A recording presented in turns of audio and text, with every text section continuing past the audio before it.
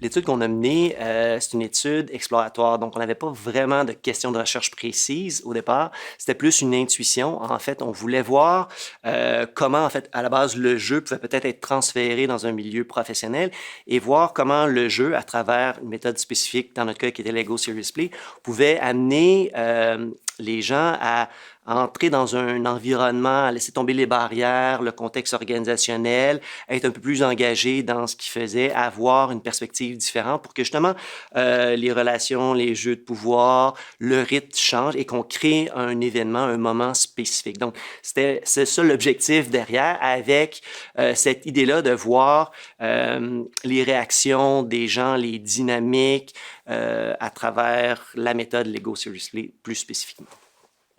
Donc, pour l'étude qu'on a menée, en fait, c'est une étude qu'on a menée, donc j'étais avec deux collègues. Moi, je suis facilitateur Lego Serious Play depuis 2012.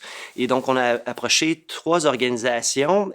Donc, il y avait une agence de marketing numérique, une banque, donc une petite entreprise d'une dizaine d'employés, une grande banque canadienne et un éditeur de livres, donc une petite entreprise, qui avait toutes des problématiques différentes. Donc, l'agence, c'était une petite équipe qui était surmenée, beaucoup de projets, beaucoup d'heures supplémentaires, beaucoup de tension, beaucoup de fatigue.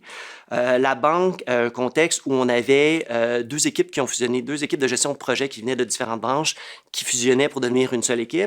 Et la maison d'édition qui était dans un contexte où la moitié de l'équipe, donc je pense 5 personnes sur 10, étaient nouvellement arrivées. Donc, dans le contexte de l'agence, l'atelier a porté sur réfléchir et discuter sur les défis, les problématiques liées à la communication, la collaboration qui étaient sous-jacents dans toute la tension qu'il y avait.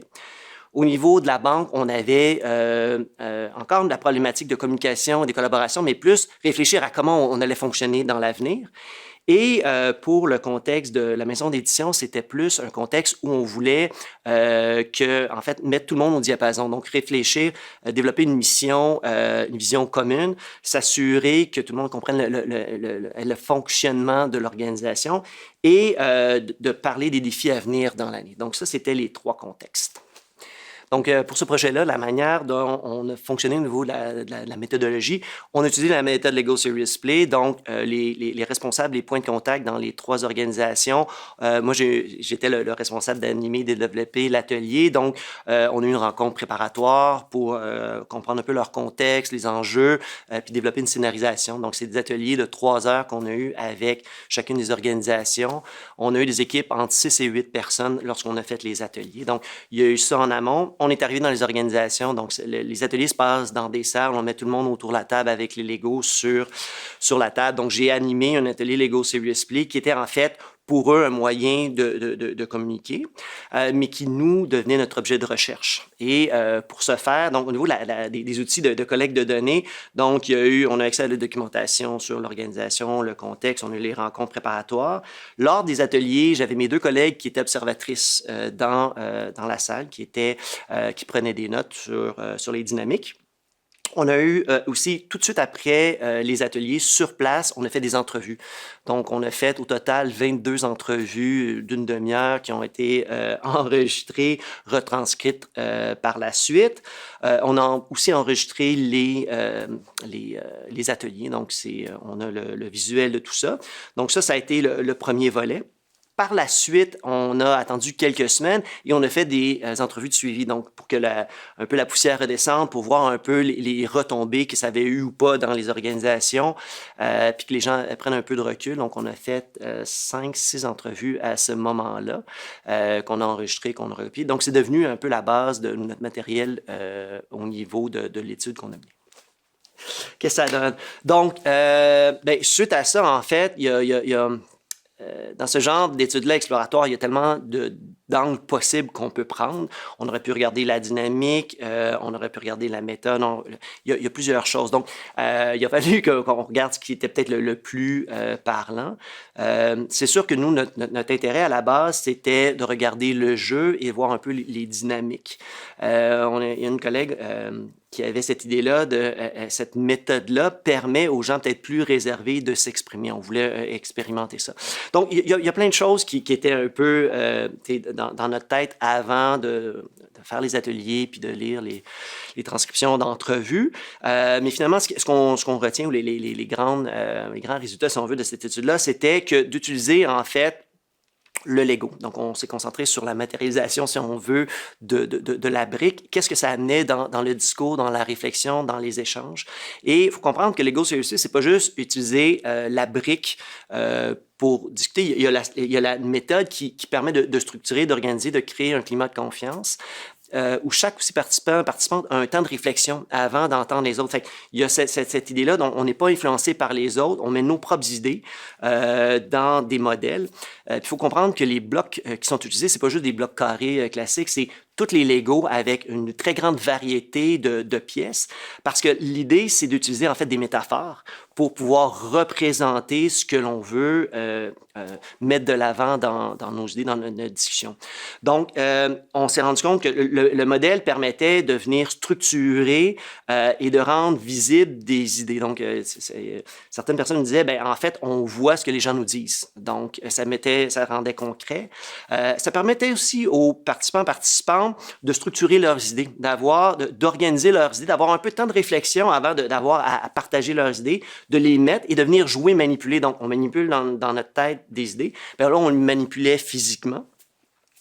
L'autre élément aussi qui est ressorti, c'est que donc les gens ont fait leur modèle, puisqu'il y avait une forme d'ambiguïté par rapport au modèle, parce que une fois que chaque personne a fait, lors d'un atelier, une fois que chaque personne a fait son modèle, on regarde les modèles des autres, mais on n'a aucune idée ce que les gens avaient comme idée. On a notre interprétation, il y a une forme d'ambiguïté, mais là, c'est quand les gens présentent le modèle, ça donne du sens. Et la forme d'ambiguïté permet plusieurs interprétations, mais ça ouvre aussi les possibilités. Fait qu'il y avait toute cette idée-là derrière en utilisant la brique qui est ressortie de l'étude. Il y avait aussi l'idée que c'est le modèle qui parlait et non l'individu. Donc, la distance que ça crée entre... c'est pas la personne qui présente ses idées, mais c'est les idées qui sont dans le modèle. Donc, ça crée une forme de distance où les gens se sentent plus à l'aise. On va discuter pas de la personne, mais vraiment des idées qui sont dans le modèle. On peut aussi, puisqu'on a des modèles en 3 dimensions, les manipuler. On peut vraiment venir déplacer les idées, donc ça s'ancre beaucoup plus.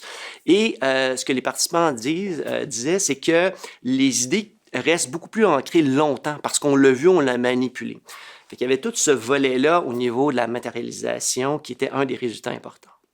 Donc, en plus du volet matérialisation, il y a le volet aussi qui a été rapporté, qu'on a observé, c'est que les Legos sont... c'est un jeu, c'est un jouet.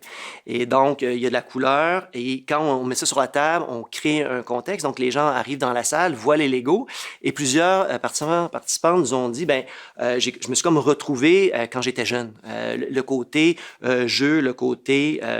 de pouvoir, en fait, on va jouer, on n'est plus dans un contexte organisationnel, de se replonger dans tous les souvenirs qui étaient souvent positifs, la nostalgie qui venait, donc de retrouver le cœur d'enfant, a fait en sorte que les gens se sont sentis beaucoup plus engagés. En fait, ils se sont dit, j'avais le goût de jouer, je me sentais aussi en sécurité, parce que quand on est un enfant, on peut essayer plein de choses. Fait qu'il y avait tous ces volets-là sur ce que ça crée en termes de sentiments, de ressentis, et la confiance. Il faut comprendre que la méthode Lego Serious Play, on va pas entrer on se lance pas directement dans construire un modèle où on va, par exemple, vous demander c'est quoi les problématiques de l'organisation. Il y a une espèce de build-up, de mise en place de la méthode, créer un climat de confiance.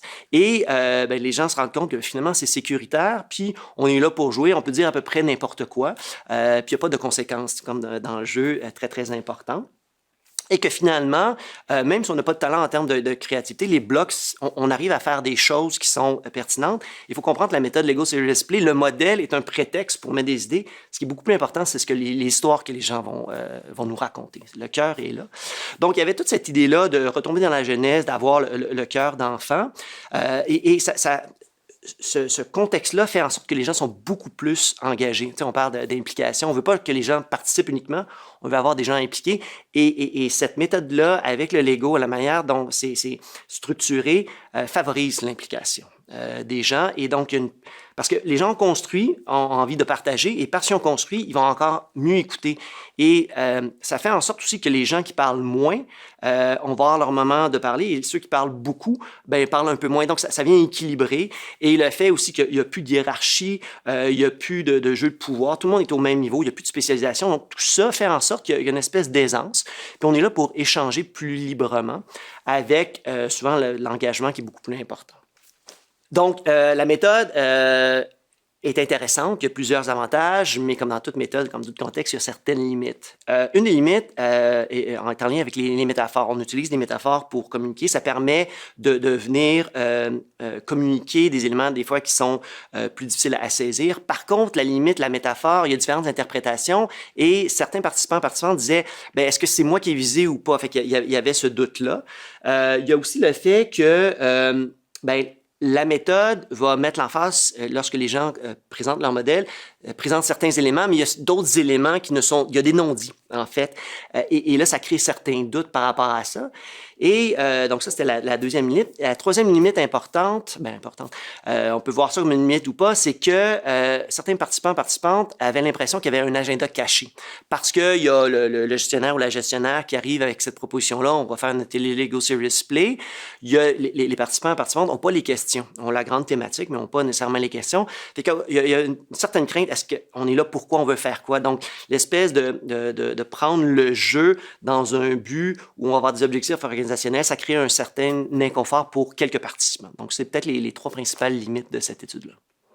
Cette étude-là nous a permis, en fait, de voir, de venir cristalliser ou de confirmer certaines intuitions qu'on avait. On a vu d'autres choses émerger par rapport aux dynamiques, par rapport à l'utilisation de la brique, matérialisation, réflexion, tous ces éléments-là. Bien entendu, il y a des limites, parce que tout n'est pas rose là-dedans. Par rapport à l'enseignement de la gestion, donc, on a vu dans un contexte professionnel l'utilisation de cet outil-là. Et à la base, Lego Seriously était pour le contexte plus organisationnel, pour les dynamiques d'équipe. Puis généralement, un atelier, c'est relativement limité à la base. La méthode pure, c'est entre 8 et 12 personnes. Et là, on s'est dit, bien, pourquoi on peut pas peut-être... Comment on pourrait peut-être l'utiliser dans un contexte pédagogique avec des plus grands groupes et ça serait quoi les avantages et dans quel moment on va s'en servir. Donc, l'utilisation, moi, je l'ai utilisé dans différents niveaux. J'ai utilisé au bac à la maîtrise, dans différents cours. C'est une méthode, donc une session va avoir 15 séances, ben, on va peut-être l'utiliser une séance ou deux maximum. Il ne faut pas abuser des bonnes choses non plus. Ce qui est très bien, en fait, les utilisations qui sont intéressantes en début de session. En fait, pour mettre la table, donc pour que les étudiants apprennent à se connaître, quand ils ont des travaux éventuellement d'équipe, tisser des liens, se rendre compte que finalement, on est tous là pour apprendre des choses différentes, mais on apprend aussi des autres. Donc, il y a cette réflexion-là qui peut être faite en amont. Briser la glace entre les étudiants, mais aussi pour l'enseignant ou l'enseignante, c'est de comprendre, connaître son groupe aussi, voir les inquiétudes, les préoccupations. Donc, on peut s'en servir de cette manière-là. On s'en est servi aussi dans un autre cours où, parce qu'à l'université, quand on parle de compétences, il y a le savoir, savoir-faire, puis savoir-être. Les cours universitaires sont très focalisés sur le savoir et le savoir-faire.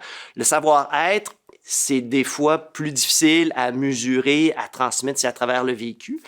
Et donc, on a utilisé la méthode Lego Serious Play pour faire, à la fin d'un programme, une réflexion sur les savoir-être. Par exemple, dans le programme Résilience, Risques et Catastrophes où j'enseigne, on a demandé aux personnes étudiantes de réfléchir aux qualités, aux caractéristiques d'une personne qui va travailler dans ce milieu-là. Ça va être quoi les défis? Ça va être quoi aussi le travail collaboratif? Parce que beaucoup en équipe, c'est quoi les enjeux qui sont plus des enjeux soft ou plus sur le côté émotionnel ou savoir-être. Donc, il y a cette utilisation-là.